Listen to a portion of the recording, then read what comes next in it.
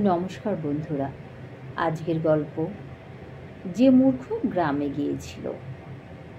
এক ব্রাহ্মণের এক ছেলে ছিল, কিন্তু ব্রাহ্মণের মনে কোনো আনন্দ নেই। ছেলেটা ছিল তার বড় বোকা। কিভাবে কাজকর্ম শিখবে এই চিন্তায় তার রাতে ঘুম হয় না। একবার তিনি ঠিক করলেন, এবার হাতে ধরে ছেলেকে কিছু কাজকর্ম শেখাতেই হবে। সেই ভেবে এক সন্ধ্যায় তিনি ছেলেকে কাছে ডাকলেন, ডেকে বললেন, শোনো বাছা, কাল ভোরে একবার ওই গ্রামে যেতে হবে। আমি আর পারছি না, তুমি যদি এই কাজটা করে দাও তাহলে আমার বড় উপকার হয়। ছেলে বলল, হ্যাঁ হ্যাঁ, নিশ্চয়ই বাবা, তোমার যে কোনো কাজে সাহায্য করতে পারলে আমার খুব ভালো লাগবে। বলে তো বাবা রাতে ঘুমোতে চলে গেলেন। এদিকে ছেলে তো শান্তিতে ঘুমোতে পারছে না, উত্তেজনায় ছটফট করছে।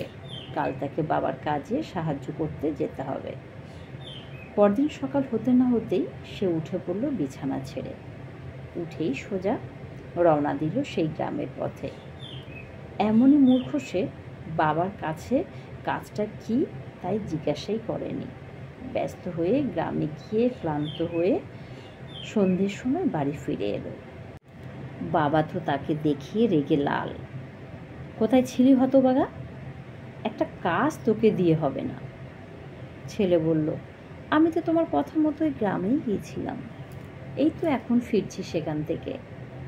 তো তুমি আমার উপর এত রেগে গেছো কেন? সারাদিন যে আমার এত পরিশ্রম হলো তা তুমি দেখলে না? মিছি আমায় বকাবকি করছো। বাবা তো শুনে অবাক, কি কাজ না জেনেই তার ছেলে এত দূরে ঘুরে চলে এলো।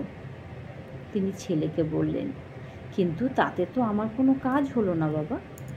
আসল কাজ না জেনে তুমি মিছি গ্রামে ঘুরে আসলে তো আর আমার কোনো উপকার হতে পারে না।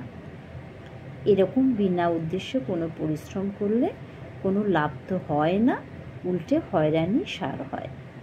আবার লোকেও তা দেখে হাসাহাসি করে। নমস্কার।